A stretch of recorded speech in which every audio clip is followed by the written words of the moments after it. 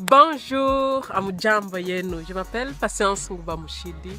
Je suis life coach. Aujourd'hui, j'aimerais discuter avec toi pourquoi est-ce que certaines de tes résolutions de l'année 2017 n'ont pas encore vu les jours. D'abord, je vais commencer par remercier chaleureusement mon ami Benny pour ses conseils par rapport à l'amélioration de mes vidéos. Mon ami et frère précieux qui m'a aussi donné des conseils vraiment constructifs, et aussi mon ami Alain Bazi qui m'a aussi fait des commentaires qui m'ont beaucoup aidé. Je vous remercie chaleureusement. Pour revenir à toi, il n'y a pas longtemps, c'était 183 jours de l'année 2017. Il en manquait encore 183, donc on avait déjà toute la moitié de l'année 2017 qui était derrière nous. Et pour ma part, j'ai choisi de faire un bilan, de voir où est-ce que je dois encore m'améliorer, qu'est-ce que je dois faire.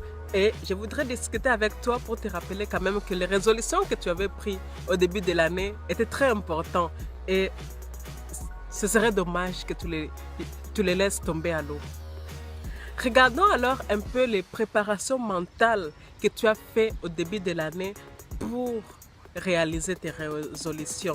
J'ai quelques astuces là que j'ai dû utiliser pour mes objectifs à moi. Je voudrais les partager avec toi et j'aimerais savoir comment est-ce que toi tu t'es préparé d'abord mentalement pour être sûr et certain que tu es du bon côté, les côtés de ceux qui réussissent leurs objectifs.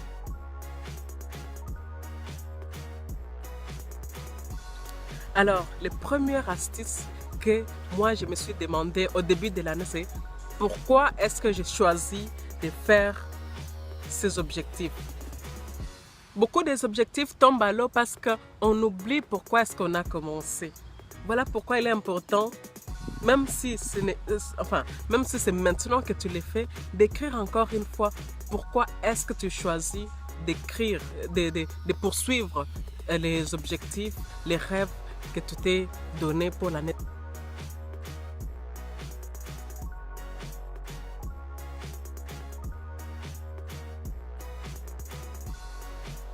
Deuxièmement, ce qui est important, c'est d'écrire tes rêves. Les rêves qui restent dans les pensées sont complètement absorbés par toutes les distractions qui viennent, qui nous entourent en fait. Donc voilà pourquoi, à partir du moment où tu les as écrits, tu as déjà fait un grand pas vers tes rêves.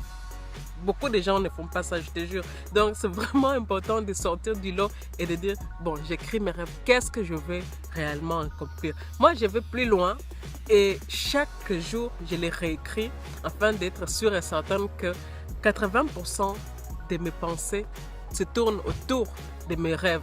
Et 20% peut-être c'est pour les autres distractions, ça, mais 80% c'est vraiment par rapport à ce que je désire accomplir.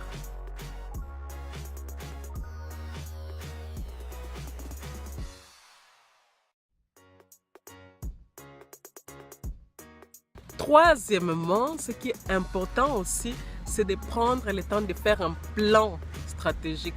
Comment est-ce que je veux réaliser ça? Comment est-ce que les autres ont fait pour réaliser leur objectif? Ça prend du temps, mais c'est tellement important. Sinon, on avance, on est dans les brouillards, en fait. On commence et puis on se rend compte que ça ne marche pas et tout ça. Mais quand on a un plan, on peut s'ajuster constamment. Voilà, ça ne marche pas. Voilà comment je vais faire. Mais on sait qu'on suit déjà un chemin.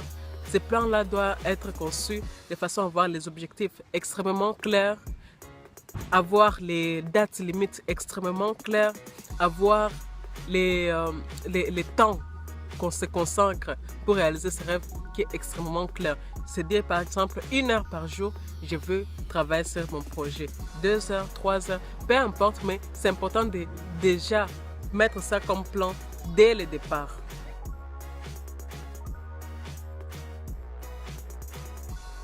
Quatrièmement, ce qui est important, c'est de visualiser ses rêves.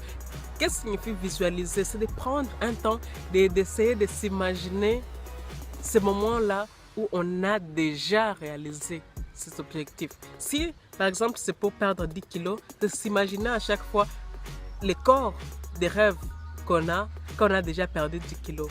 Si c'est avoir une très belle voiture, s'imaginer dans cette voiture, en train de la conduire, avec tous les plaisirs que ça procure. Si c'est une belle maison qu'on est en train de se souhaiter, c'est de s'imaginer être dans cette maison, entrer dans la cuisine, voir la décoration qu'on se souhaite, entrer dans la chambre, entrer dans les salons et se dire que waouh, ça c'est ma maison. C'est très important parce que notre cerveau ne sait pas faire la différence entre ce qui est réel et ce qui est imaginaire. Et donc, plus on visualise nos rêves, plus le cerveau a tendance à nous donner des astuces, des idées pour arriver encore plus vite à nos rêves.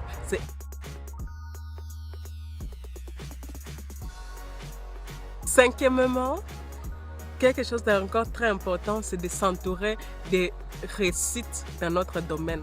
On n'est pas obligé, aujourd'hui avec l'internet, on n'est pas obligé seulement de chercher seulement les amis ou les oncles et tout ça. Il y a internet qui est gorgé des exemples d'inspiration. C'est incroyable. Entourez-nous de ça. Moi, par exemple, je m'assure à regarder au moins une vidéo d'inspiration par jour de TED. Et j'ai remarqué que ça m'a beaucoup aidé à ouvrir mon esprit, à m'ouvrir à la possibilité que je peux réussir et je vais réussir et je compte réussir. Donc c'est vraiment important. Faites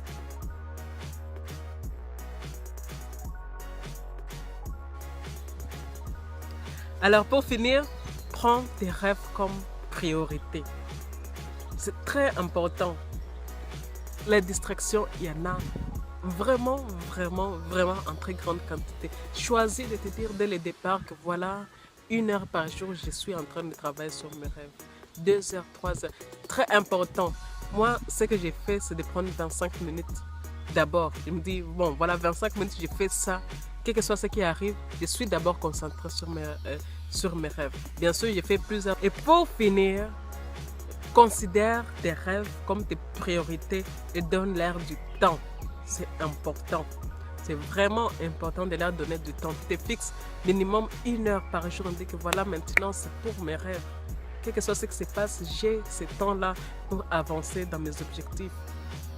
Ne laisse pas ça au hasard. Ne laisse pas ça au « Ah, quand j'aurai le temps, je le ferai ». Sinon, ça risque de ne pas arriver.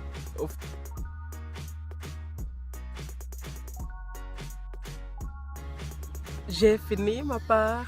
Je suis contente que tu m'aies suivi jusqu'ici.